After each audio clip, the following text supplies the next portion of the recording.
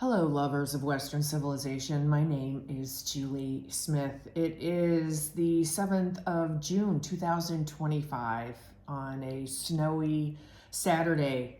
Now, each Wednesday for the past 2 years, I have had a radio show in New Zealand, rebroadcast on Podbean under country radio with the icon of the Good Shepherd Church. As of last week, for June 25, I've aired 136 shows discussing current events, history, literature, and art with a biblical overlay while comprehending the rules of engagement between good and evil. My heart is committed to the restoration of Western civilization through the ancient victorious paths men of valor laid before us in times similar to now.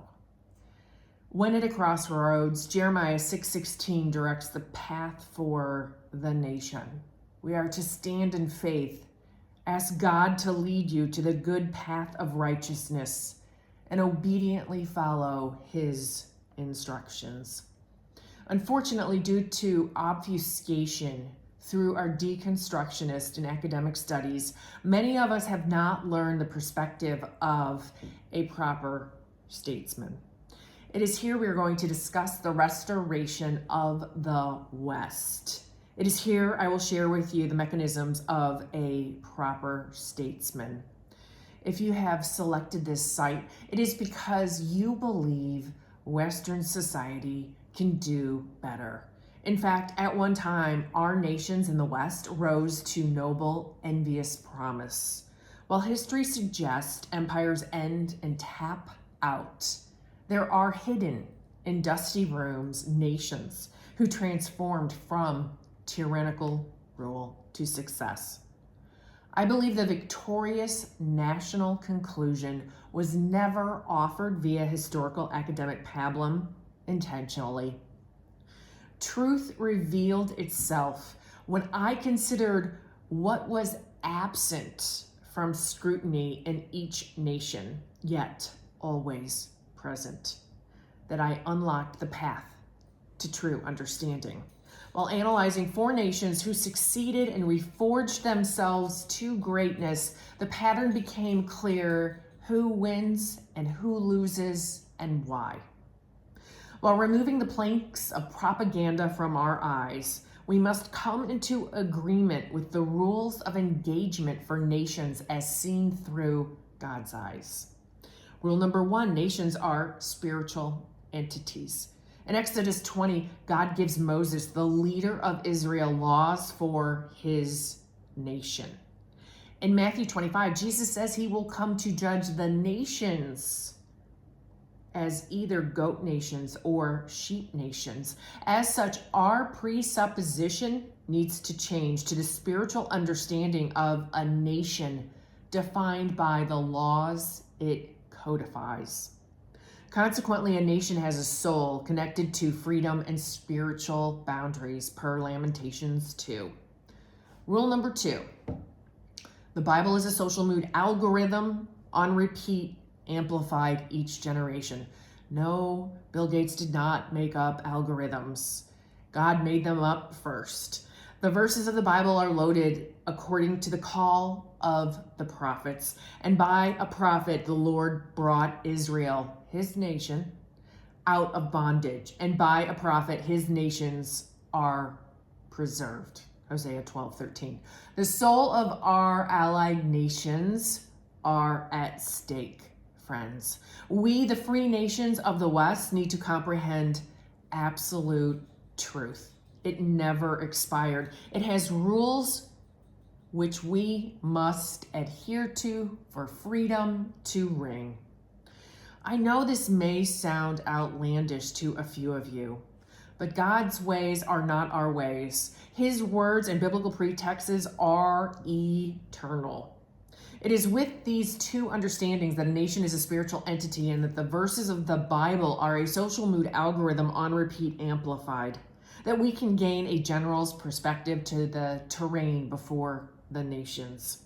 For far too long, our nations strayed from the road of freedom. For far too long, unsound minds have ruled our nations for far too long has policy from unelected anti-God cults re-engineered our nations. We live in exciting times in history.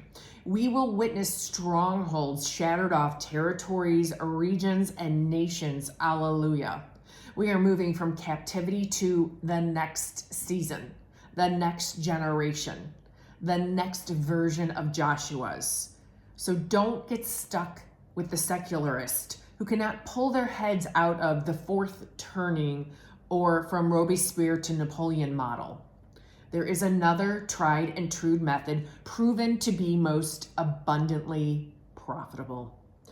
I will be loading online my previously aired discussions on these models in the future. But back to God's vision for his nations. When Moses moved the Israelites to the promised land, it was Joshua, the prophet, the next generation who entered. Every time you say Joshua, say to yourself, the next generation, from captivity to freedom. It was Joshua's generation who came into agreement with the laws of heaven.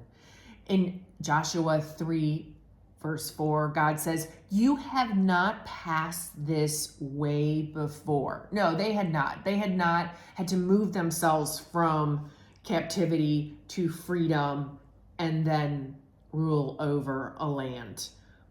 But there are nations who have done this in the past, and it is the road to which the entire nation, the whole Israeli culture under Joshua, came into agreement with God's laws and his ways. As for me and my house, referring to the nation of Israel, we shall follow the Lord. Venice did this for 1,000-year reign.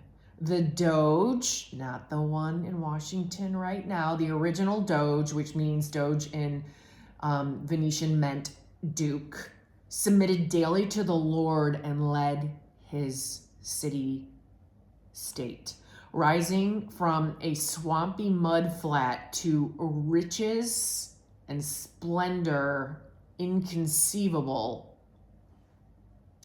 It still exists today. Proclaiming, as for me and my nation, we will follow the Lord. We are in the next generation statesman frame of mind.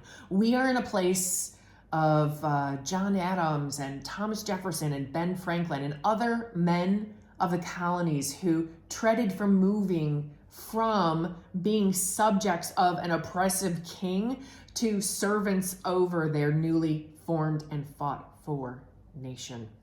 Or if you need to, if you're in Britain, you can use Cromwell and his men. Or if you're in Germany, you can use Martin Luther and the gentry in the German lands. How we were previously conditioned to the rules of behavior within our allied nations is shifting. We have to understand the new rules. We have to understand the new behaviors. Consequently, we need a framework or a reset button to realign our conditions as the eternal divine regulation exists. We must, as a nation, seek God. We must, as a nation, prepare, and we must, as a nation, declare absolute truth. And this is the method through which a proper statesman can restore his nation and thrive.